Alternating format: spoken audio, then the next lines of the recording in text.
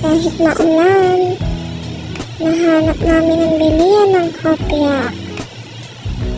Siyempre, hindi namin alam kung saan ang pasalubong namin.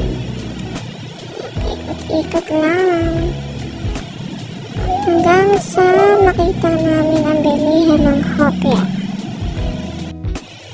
Nga, ang ganda dito sa Binondo. Para kang nasa China. Diba? Ayan, finally nakita na rin namin kung saan ang bilihan ng kopya masarap. O, yung anak ko, tingnan mo, pagod na. Nakaangkas lang naman niya sa gari niya. Pero parang siya yung nag-drive. Pasok na tayo sa loob. Tingnan natin kung magkano ang mga kopya. Wow, masarap to. Kopya. Chocolate purple. Ubi egg tart. Wow. Gusto ko sanang bumili kaya lang ang mahal, 50 pesos. Kaya wag na lang. Haha. Yan, papasok na tayo. Ang daming tao. Yan, ito yung kopya na hinahanap namin. Mula Malabon, dumayo pa kami ng Binondo para nandito sa kopya na to. Diba? Tingnan muna yung paa ko. Kulang sa linis. Diba? Ang tagal-tagal ng bibili kami pa nauna dito sa loob. Ayan, hindi ko alam na nakabidyo pa pala ako.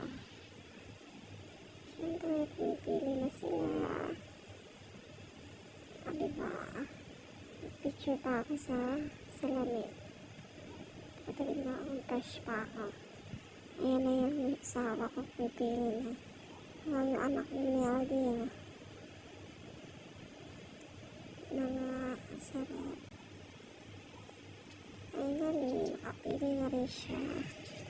Nakapicture pa pala ako nito. Hindi ko alam na nakapicture pa ako. Inangat ko ulit. Hindi ko pa rin alam na nakaplay pa rin yung video. Siguro hanap pa rin kami ng hanap kung ano ang mura at masarap na kopya. Nakalimutan ko nakapidyo ako yan. At kung ano-ano na lang yung mga nakakunan. Diba puro paa? Yan, marami ko na yata nakabidyo ako. Ay, hindi pa rin. Taas naman.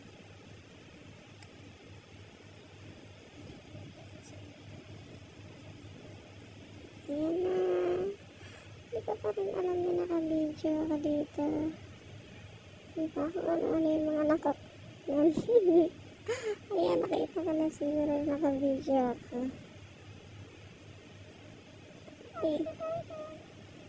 Dito rin pala. Ayan, mahilo kayo. Diba? Paikot-ikot lang. Ayan, pagod na yung anak ko. Nakita ko na yata. Nakabidyo ako. Ay, anak umuwi yung bulilit. Sobrang tagal pumili.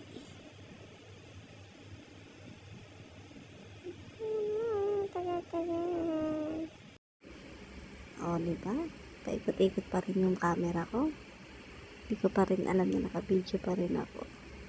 Ay, ayan. Parang feeling ko, nakita ko na naka-on yung video ko. Ayan, magabayad na nga kami. Finally. Thank you.